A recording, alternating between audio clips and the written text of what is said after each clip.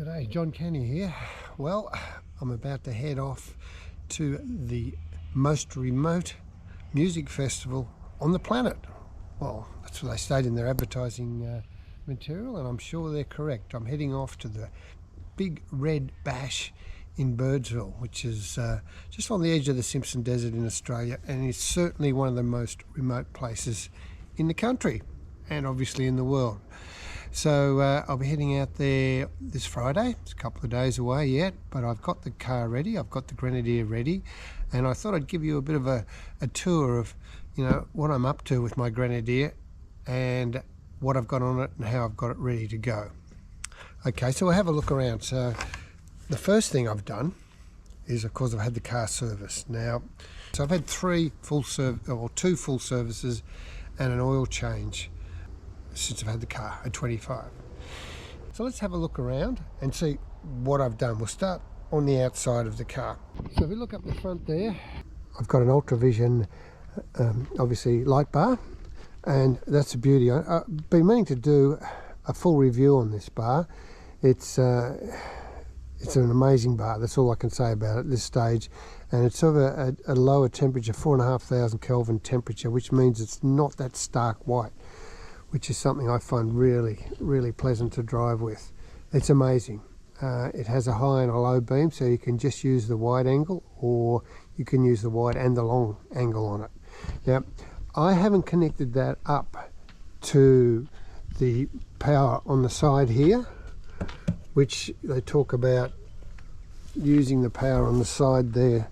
It's a 25 amp outlet on that one, switched to the internal roof panel in there, but this is a 26 watt light. So I've run, it's been separately wired down, and it's also been connected up to the high beam. I've run the wires down through the side.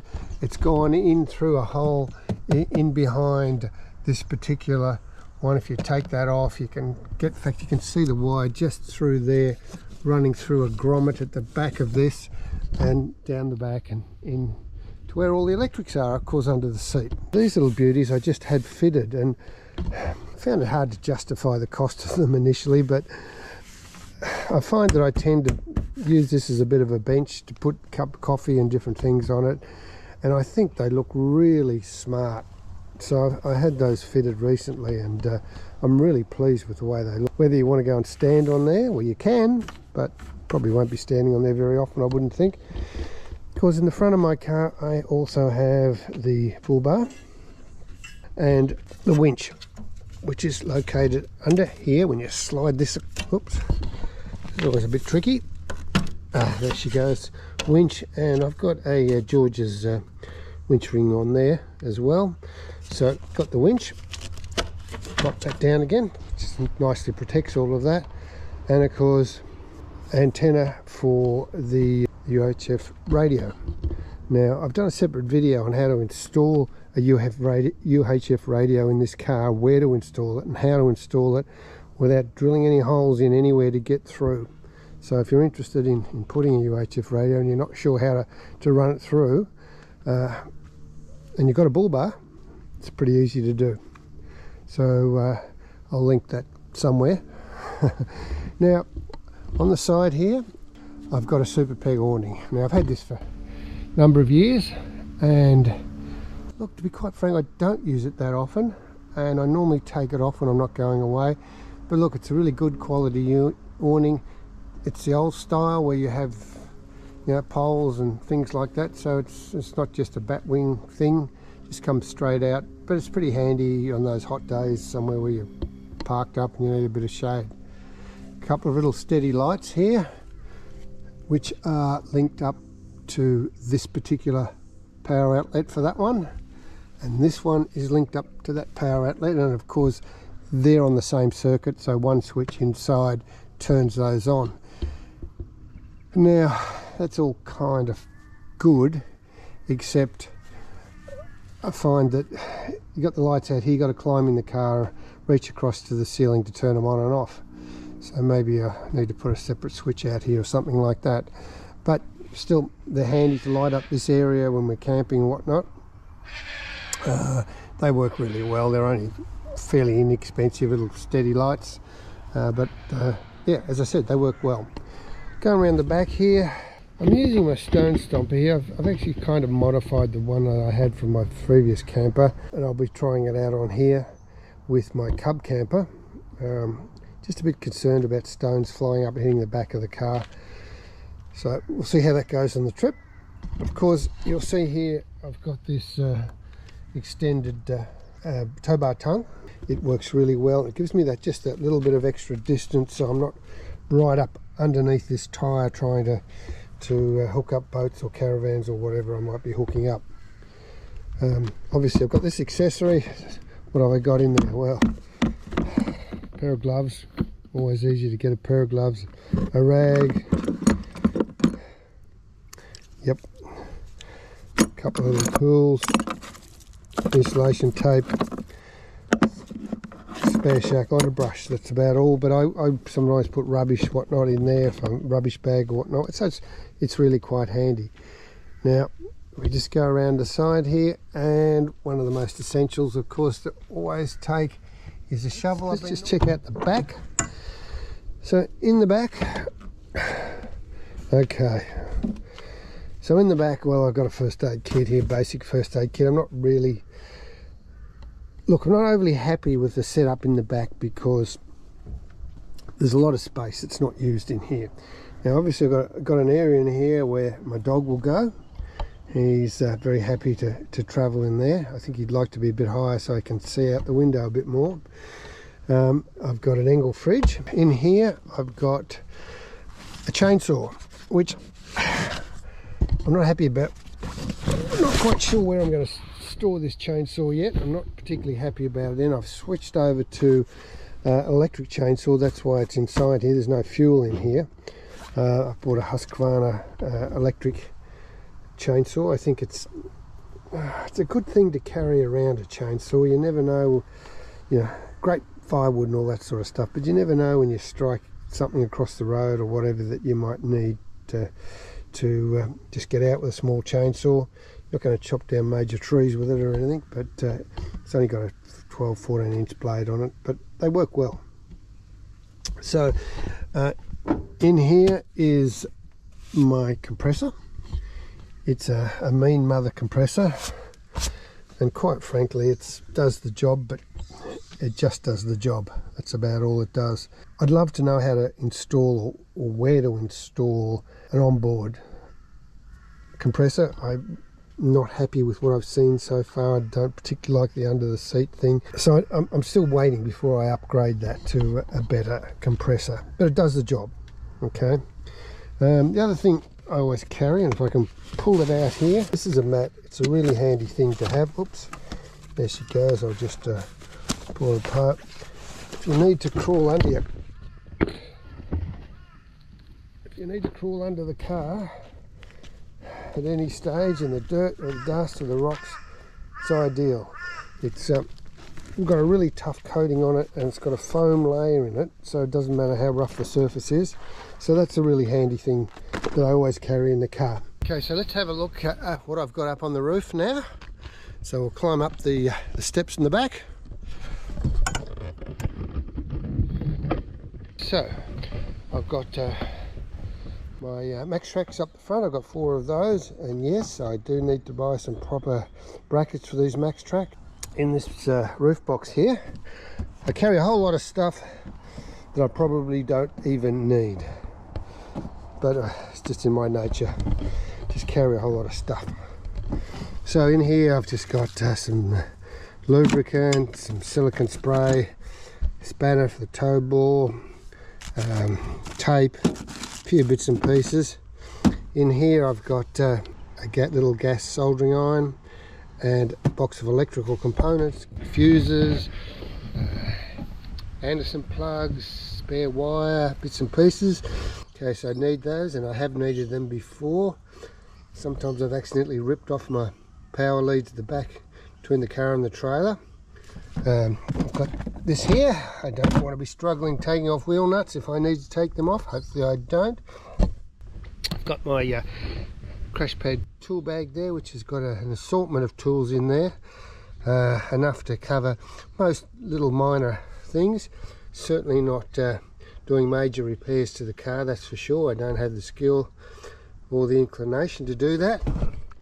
Carry a bit of rope, spare rope. I've got a Gulu battery booster, charger, starter, whatever they're called, in there. Always carry with me a multimeter, love it. Because I've got room now, just an emergency beacon there, extra extension lead, bit of wire, and I carry a spare litre of oil, just in case it gets low and it's a bit hard to get the right oil on the road for the car. And down tucked in here I've got a litre of AdBlue as well. So when I finally get drawers, maybe all this stuff will go in the drawers instead of on the roof, and I'd be happy with that. Next to it in this box is all my recovery gear. So I won't go through it, but there's certainly a couple of winch extension ropes. There's a lot of shackles, mainly soft shackles, some hard shackles in there, and I've also got a snatch and rope and bits and pieces. Everything I need for recovery. Hopefully once again, don't need to use it. So that's up top. Okay, so that's covered outside. Let's have a look at what's going on inside the car. Okay, so there's no major modifications in here, but I've got a few bits and pieces that might be of interest. Okay, so the seat covers. Now, I've done a separate video on these seat covers. So I've got the black denim seat covers in the front and fit beautifully, and I'm very happy with those from Superfit. In the back, got the canvas. Again, very happy with those. But we haven't tested them yet, so let's see how they go with about 4,000 kilometres, which is what we'll be doing out in the desert there in the red dust and whatnot. Obviously I've got Grenadier floor mats, which fit nicely, beautifully. Under here I've got the toolbox. I just carry my deflator there. So up in here, and up there I've got an iPad mini in a ram cradle, ram extension to a seersucker suction fitting there, and they're fabulous. They're bloody expensive, but they never ever move.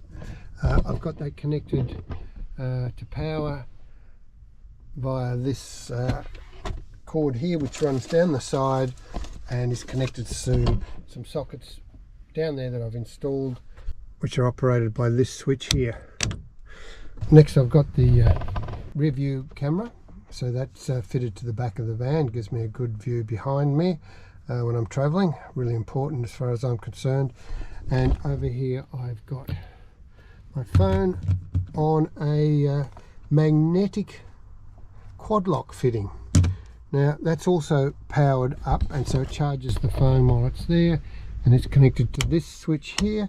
This fitting here, I was a bit concerned, being magnetic, would it hold the phone over all those rough corrugations and things when the car's bouncing around.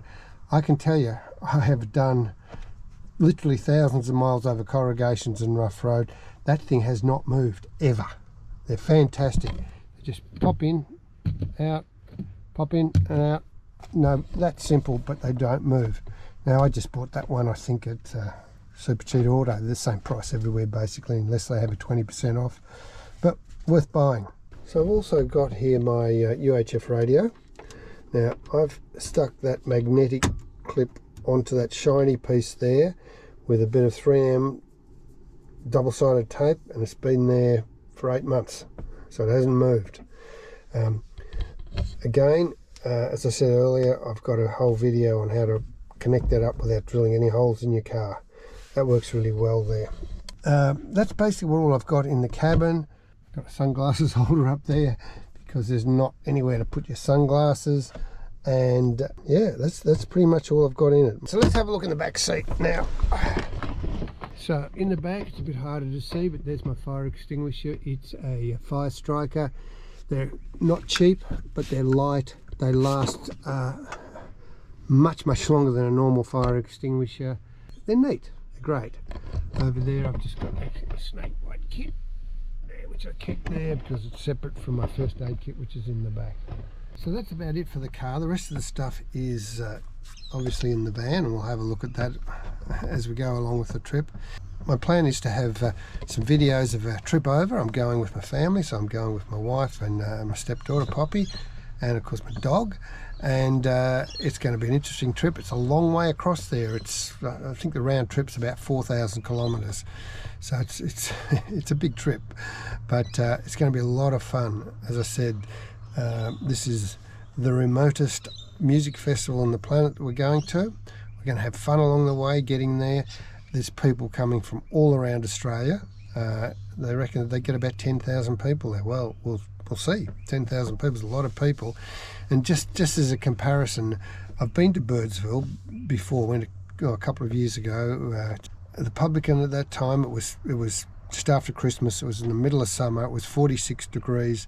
The publican told me that there were 17 people remaining in Birdsville because they all leave at that time of year because no tourists come because it was too hot, and they head for cooler places. Well, it's going to be a bit different when we go there this time with 10,000 people in Birdsville. So looking forward to that. There's lots of events, lots of things. There's going to be demonstration drives in the Grenadiers for people. There's the world's biggest nutbush dance. There's sand surfing. There's, apart from the massive 3-day music festival.